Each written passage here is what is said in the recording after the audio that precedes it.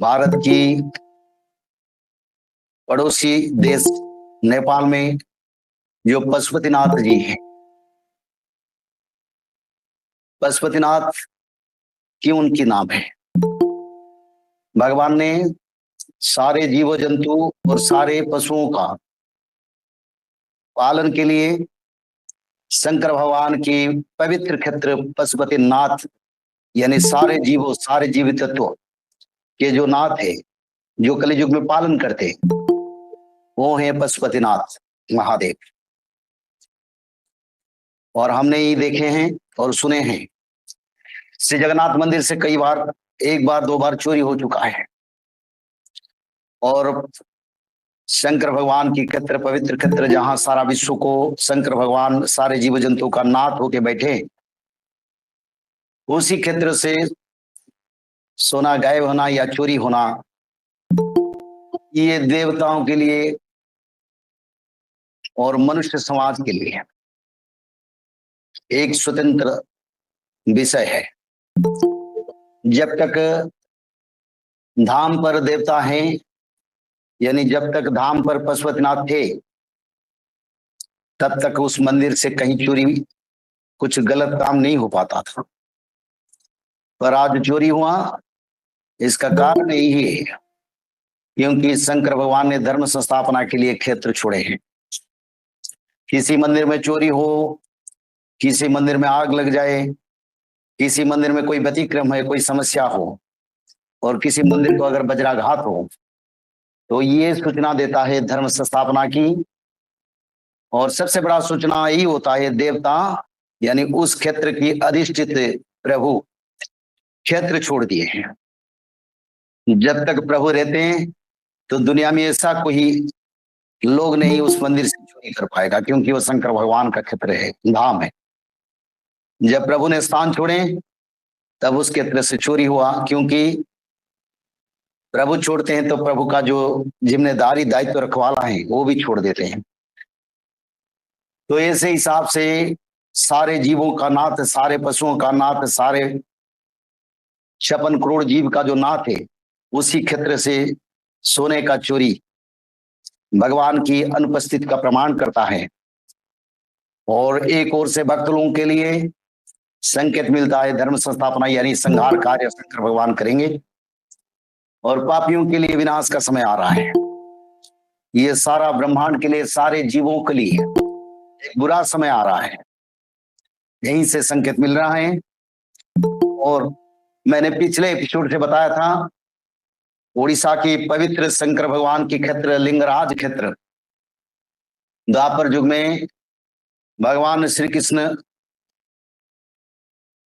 के साथ जब काशी राजा का युद्ध हुआ, और युद्ध में जब काशी राजा पराजित हुआ तो उसका हस्त छेदन कर दिए प्रभु, तो उसका मस्तक छेदन कर दिए, तो भगवान खुद आके उसके लिए युद्ध किए शंकर भगवान ने। और उसी समय भगवान श्री कृष्ण ने बताए, आप मेरे से युद्ध करने के लिए आए हैं। तो शंकर भगवान और प्रभु तो एक ही है। तो फिर प्रभु बोले, इस वाराणसी, स्वर्णमय वाराणसी छोड़ के आप लिंगराज क्षेत्र को जाइए। तो ऐसे लिंगराज क्षेत्र बना है जहां स्वयं शंकर भगवान अधिष्ठित है, माता पार्वती अधिष्ठित है।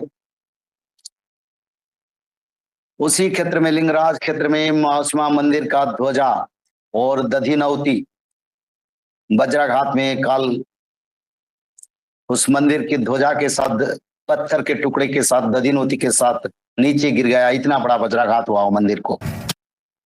अभी श्रावण का महीना चल रहा है, एक पवित्र समय है, और शंकर भगवान की पवित्र क्षेत्र आपको फोटो में दिखाई देता है। ये मंदिर में ध्वजा नहीं है, और ये लिंगराज क्षेत्र के पवित्र मंदिर है, जिस क्षेत्र में ध्वजा गिर गया वज्राघात से, यानी विनाश का संकेत का एक पहला स्वरूप है। एक ओर से पशुपति मंदिर से संकेत है, दूसरी ओर से शंकर भगवान की क्षेत्र से संकेत, और मंदिर को वज्राघात होता है। इसलिए ये कारण है, ये प्रभु छोड़ दिए।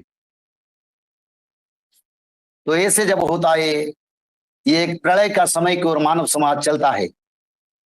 इतना जल्दी नहीं होगा, कुछ समय लगेगा।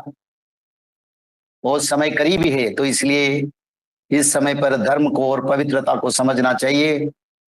सत्य युग की धारा त्रिसंध्या को पालन करना चाहिए आप लोगों को। अगर देवताओं का मंदिर को वज्राघात होता है, ध्वजा गिर जाता है, यानी कलयुग का अवसान भी हो गया, सत्य युग का नया ध्वजा उड़ने वाला है और देवा देवी सभी संहार के लिए निकल पड़े हैं। खासकर से शंकर भगवान के क्षेत्र से, पशुपति मंदिर से और लिंगराज क्षेत्र से ये संकेत एक प्रलय की ओर संसार को जा रहा है, यही संकेत इससे मिल रहा है। तो इसी समय पर सभी को सजाग होना चाहिए। भारत में बहुत साधु संत परंपरा है, पर कोई नहीं बोलते। हमको ही दुख है, सबसे बड़ा दुख लगता है विनाश समय आ गया तभी अभी हमारा सनातन धर्म के लिए कोई चेतावनी, कोई सूचना कुछ भी नहीं है। तो सनातन धर्म लोग कैसे बचेंगे? धरती पर सनातन का पुनर्जीवित पुनर्प्रतिष्ठा कैसे होगा? और मनुष्य लोगों को पाप से कैसे उद्धार के धर्म को ला जाएगा?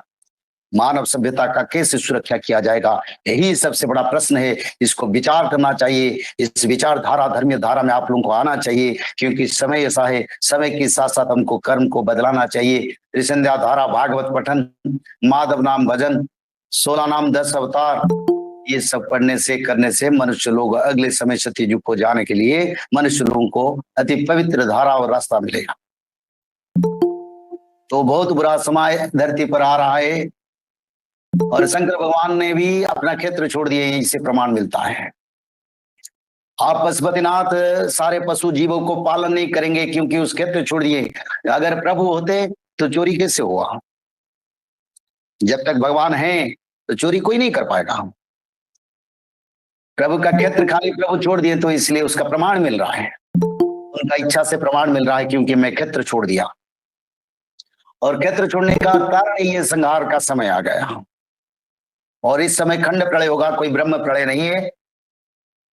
एक एक भूखंड पर प्रलय और विनाश होगा, पापी लोग विनाश होंगे, भक्त लोग उद्धार होंगे।